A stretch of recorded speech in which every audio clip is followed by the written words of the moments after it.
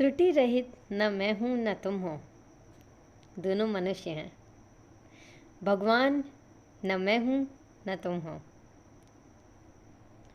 परस्पर हम दोष देते हैं एक दूसरे को, परस्पर हम दोष देते हैं एक दूसरे को। अपने अंदर झांकता न मैं हूँ न तुम हो, अपने अंदर झांकता न मैं हूँ न तुम हो।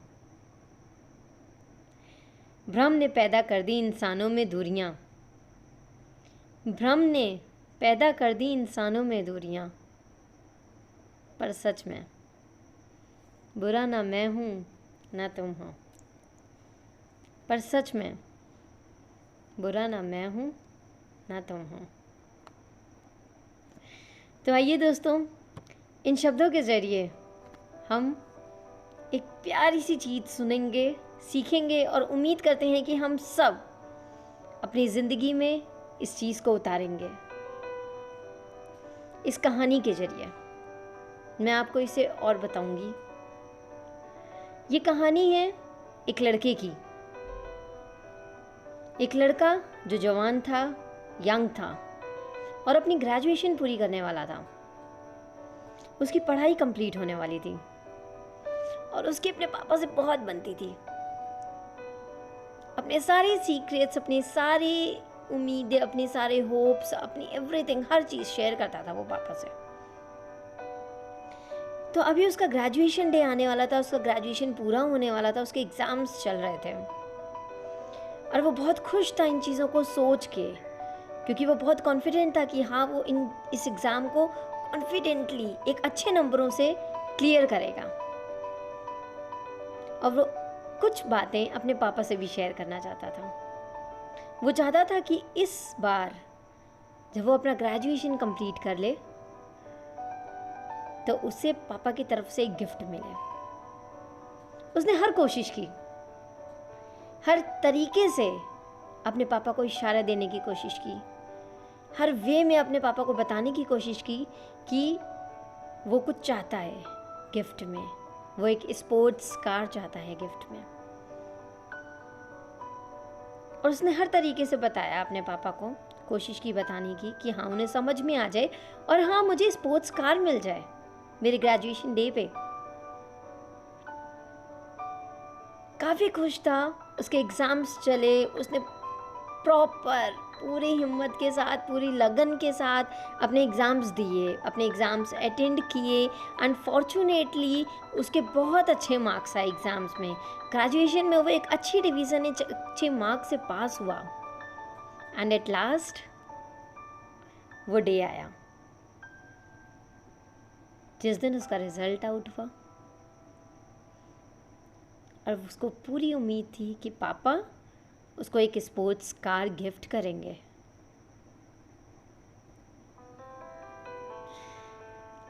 अब अगली सुबह पापा ने उसको अपने रूम में बुलाया। वो बहुत खुश होते हुए पूरे कॉन्फिडेंस के साथ वहाँ पे जाता है अपने पापा के पास। वहाँ पे जाके अपने पापा के पास बैठता है। पापा उसके पास बैठ के उसके सिर पे हाथ फेरते हैं, उसे प्यार से चूमते हैं उसके माथे पे, उसको अपने गले से लगाते हैं और कहते हैं, बेटा, I am proud of you, you are my son, I am proud to be your father. मैं बहुत खुशनसीब फील करता हूँ कि तुम मेरे बेटे हो, मैं तुम्हारा पिता हूँ। इन शब्दों के साथ वो अपने बेटे को बिस्तर पे बैठाते हैं और टेबल के पास चले जाते हैं गिफ्ट लाने के लिए। एक प्यारा सा गिफ्ट एक रैपर में पैक होता है। वो गिफ्ट लाके वो थमाते हैं। अभी भी उस लड़के को ये उम्मीद होती है कि हाँ, वो जो गिफ्ट मुझे दे रहे हैं मेरे पिताजी, उसमें स्पोर्ट्स कार की चाबी होगी, कीज होंगी। बहुत खुशी के साथ वो उस गिफ्ट रैप को खोलता है। उस गिफ्ट को खोलता है इस उम्मीद के साथ कि हाँ, उससे वो स्पोर्ट्स कार की कीज मिल जाएंगी जो कि पापा उसे गिफ्ट करेंगे। एक्साइटेडली जब वो उस गिफ्ट को खोलता है तो क्या होता है, उसमें से एक बुक निकलती है, किताब। वो जैसे ही उस किताब को देखता है, देख के तुरंत वो झटपटा जाता है, वो परेशान हो जाता है। एंड एट लास्ट वो गुस्से में चिल्ला उठता है।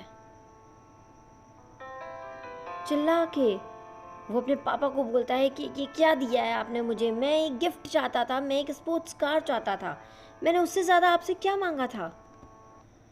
आप मुझे एक स्पोर्ट्स कार नहीं दे पाए, आपने मुझे ये किताब थमा दी, मुझे नहीं चाहिए ये किताब, रखो इसे आप अपने पास। और गुस्से से आग बबूला होके वो घर छोड़ के चला जाता है। वो डिसाइड करता है कि वो अब वापस कभी भी घर में नहीं आएगा, सिर्फ इसलिए क्योंकि उसके पिता उसकी उम्मीदों को पूरा नहीं कर पाए। वो चीज़ जो उसके पिता से उसने मांगी थी वो दे नहीं पाया। उस ग्रेजुएशन डे से लेके वो कभी भी वापस घर नहीं आता। समय बीतता है, वो बड़ा होता है, अपनी पढ़ाई आगे पूरी करता है और एक बहुत बड़ा बिजनेसमैन बनता है, अपने पापा की तरह, अपने फादर की तरह। कुछ टाइम बीतने के बाद उसे एक खत मिलता है, उसको एक पोस्ट मिलता है। उस लेटर में लिखा होता है कि आपके पापा अब नहीं रहे और उनकी जो भी प्रॉपर्टी है वो आपके नाम करते हैं। ये बात सुन के वो बहुत दुखी होता है, वो बहुत रोता है, वो बिलखता है कि क्या हुआ ये। बहुत गिल्ट होता है उसे अपने मन में। पहली फ्लाइट पकड़ के वो वापस आता है अपने उस घर में जहाँ पे उसने ज़िंदगी बिताई थी, अपने पापा के साथ लम्हा बिताया था, हर एक लम्हा। वो जैसे ही उस घर में पहुँचता है वो आके बहुत रोता है, अपने घर को देखता है, उस घर में बिताए अपने पिता के साथ हर एक लम्हे को महसूस करता है। उसके पिता की छवि बार बार उसके सामने आ रही होती है। तब उसे याद आता है वो पल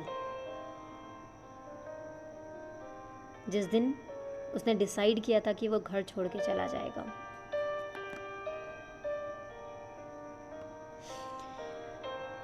रोते हुए वो सोचता है कि मैं अपने कमरे में जाऊं, अपने पापा के कमरे में जहाँ पे मैं आखिरी बार बैठा था। और वो वहाँ पे जाता है। वहाँ पे जाके वो चारों तरफ देखता है, उस जगह को देखता है जहाँ पे उसके पिताजी बैठे थे, जहाँ पे वो बैठा था, और गुस्से में वो चला गया था। उसने अपने पापा की एक ना सुनी थी, अपने पापा को मौका ही नहीं दिया था कुछ आगे बोलने का। वो आसपास हर चीज़ को देखता है और पता है तब उसे क्या मिलता है?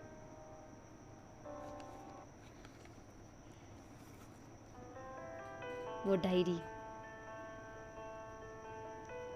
वो बुक जो उसके पापा ने उसको दी थी। और बड़े प्यार से वो उस बुक को खोलता है और उस बुक को खोल के देखता है। क्या आपको पता है उसमें क्या होता है? वो बैठता है वहाँ पे, बैठ के पलंग पे उस बुक को खोलने की कोशिश करता है, और जब वो बुक खोलता है तो उसको वही कीज़ मिलती हैं, वही कीज़ जो उसके पापा उसको देना चाहते थे, स्पोर्ट्स कार की। लेकिन उसने उस किताब को खोल के नहीं देखा था, वो गुस्से में था। उसने सिर्फ उस किताब को देखा और जज कर लिया कि पापा ने उसको एक किताब गिफ्ट की है, ना कि उसका सपना जो कि स्पोर्ट्स कार का था वो। जिस वजह से वो बिलखता हुआ गुस्से से आग बबूला होके वहाँ से चला गया था। ये देख के उसे बहुत बहुत गिल्ट फील हुआ, वो बहुत रोया, पछताता हुआ, अपने सिर को पीटता हुआ। अब उसके पास कुछ बाकी नहीं था। उसके पिता उससे दूर हो चुके थे, उसके पिता उसके जा चुके थे छोड़ के। वो अब उसके पास वापस नहीं आ सकते थे, और ना ही अब वो पल उसके पास बाकी था कि वो अपने पापा से माफी मांग सकता, वो अपने पापा से सॉरी फील कर सकता, अपने पापा को गले लगा सकता, उनको छोटी सी खुशी दे सकता, उनको प्यार दे सकता। वो पल उसके पास नहीं था।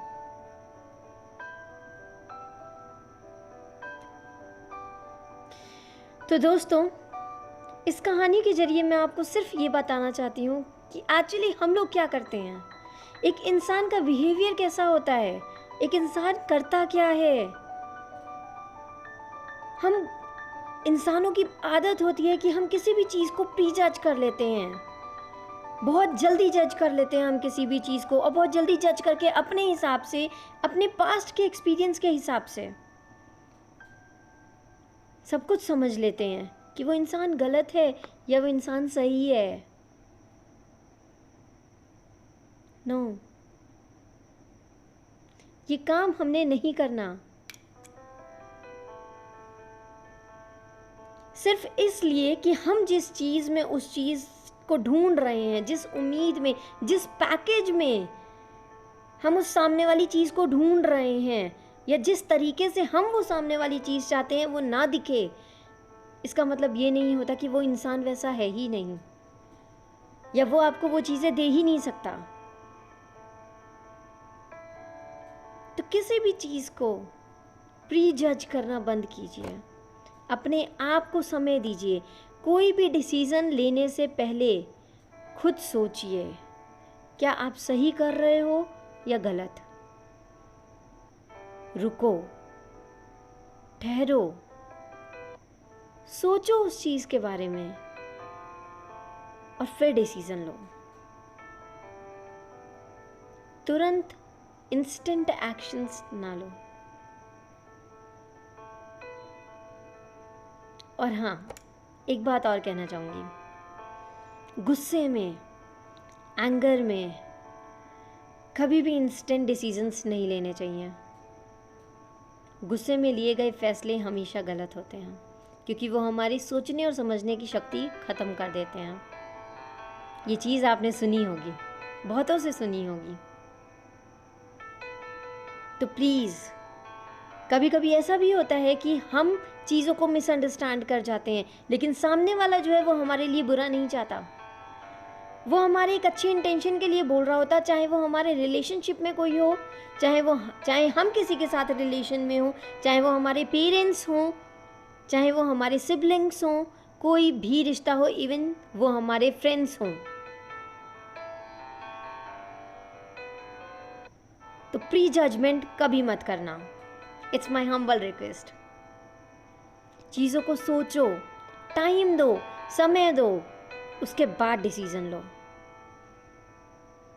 जल्दबाजी में लिए गए डिसीजंस मिसअंडरस्टैंडिंग्स क्रिएट करते हैं, और कभी कभी जो चीज़ हम देखते हैं वो चीज़ होती नहीं है। तो मिसअंडरस्टैंडिंग्स की वजह से अपने रिलेशंस को, अपने प्यार को, अपने पेरेंट्स के आशीर्वाद को, अपने दोस्तों को खोना मत। And the most important thing, start learning to forgive. माफ़ करना सीखो बिफोर इट्स टू लेट।